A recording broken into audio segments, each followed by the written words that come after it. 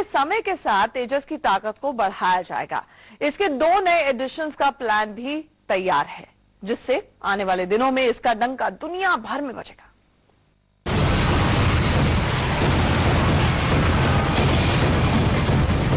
तेजस की मौजूदा ताकत 2019 तक काफी बढ़ जाएगी। इसके लिए दिन रात काम चल रहा है। मौजूदा समय में तेजस का MK1 वर्जन एयरफोर्स में शामिल किया गया है।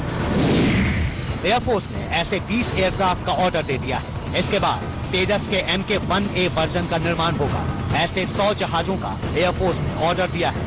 ये ऑर्डर पूरा होने के बाद हिंदुस्तान एरोनॉटिक्स लिमिटेड एयरफोर्स के लिए तेजस के MK2 वर्जन के 83 जहाज बनाएगी।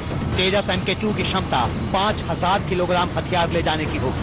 तेजस MK2 में इजराइल का AESA रडार लगाया जाएगा। कुल 100 तेजस MK2 को इस तकनीक से लैस किया जाएगा। एयरफोर्स की योजना 21 तेजस एयरक्राफ्ट वाले कुल 14 स्क्वाड्रन की तैनाती की है। यही नहीं, नेवी को कुल 40 तेजस एयरक्राफ्ट की जरूरत है। इनमें से 6 का ऑर्डर दे दिया गया है। एडवांस तेजस 2019 तक पहली उड़ान भरेगा और 2022 तक इसके मोर्चे पर तैनाती होगी। हिमांशु सिंह के साथ अमित कुमार, इंडिया न्यूज। पाकिस्तान भले ही अपनी ताकतों से, हरकतों से बाज नहीं आता, लेकिन सच ये है कि हिंदुस्तान की ताकत के आगे पाकिस्तान कहीं नहीं ठहरता। हवाई ताकत के मामले में पाक मुकाबले की सोच भी नहीं सकता। हालांकि पाकिस्तान के पास भी अमेरिका से मिले F-16 और JF-17 जैसे युद्धक विमान हैं, जिन्हें आला दर्जे का फाइटर जेट माना जाता है।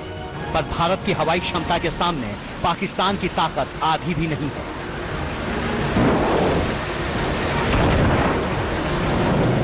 भारत की वायुसेना में 1,27,000 सैनिक हैं, जबकि पाकिस्तानी एयरफोर्स की तादाद है करीब 65,000। भारत के पास कुल 1,905 एयरक्राफ्ट हैं और पाकिस्तान के पास हैं कुल 934 एयरक्राफ्ट। भारतीय वायुसेना के पास 629 फाइटर जेट हैं, जबकि पाकिस्तान के फाइटर जेट की संख्या है सिर्फ 387। इसके अलावा इंडियन एयरफोर्स के पास 584 हेलीकॉप्टर हैं, जबकि पाकिस्तान के पास हैं कुल 313 हेलीकॉप्टर्स। खास बात यह है कि पाकिस्तान से सटे भारत के 12 ऐसे एयरबेस हैं जहां सुखोई, मिराज, जगुआर और मिग जैसे लड़ाकू विमान तैनात हैं, जबकि पाकिस्तानी वायुसेना के पास 7 ऐसे एयरबेस हैं जहां उसने F-16 और JF-17 जैसे फाइटर जेट तैनात कर रखे हैं। साफ है, संख्या और ताकत के लिहाज से भारतीय वायुसेना का दबदबा इतना ज्यादा है कि वो पूरे पाकिस्तान को घेर सकती है। आर्टिलरी में हम ज्यादा ताकतवर हैं, आर्मर में हम कहीं ज्यादा ताकतवर हैं और हमारी नेवी इनकी नेवी से कहीं ज्यादा लीग्स आगे हैं। तो अब समय आ गया है कि हम कम से कम we will have to fire a shot across the bow, कि देखिए 10 फार एंड नो फर्दर। हमारे बर्दाश्त की सीमा रेखा पार हो चुकी है। लेकिन बात सिर्फ लड़ाकू विमानों और जंगी हेलीकॉप्टर की ही नहीं है। मिसाइल पावर के मामले में भी पाकिस्तान भारत के सामने कहीं नहीं ठहरता।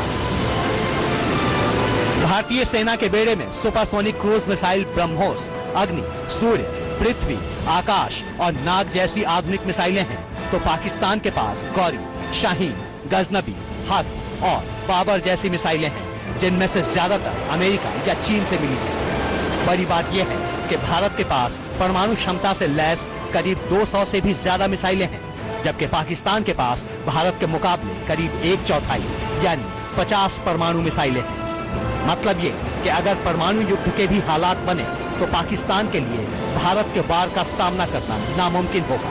उनके सारे मिसाइल चीन के दिए हुए हैं और हमारी मिसाइल कैपेबिलिटी इंडिजिनस है और उनसे कहीं ज्यादा पुख्ता है।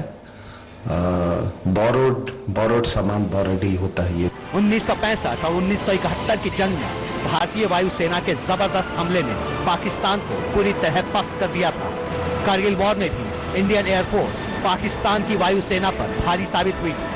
जाहिर है, अगर पाकिस्तान के खिलाफ ऑपरेशन एयरलिफ्ट में भारत की वायुसेना ने मोर्चा संभाला तो पाकिस्तान के पास सिवा सरेंडर करने के दूसरा कोई रास्ता नहीं होगा। अभिषेक चंद्रा और किशोर रावत के साथ ब्यूरो रिपोर्ट।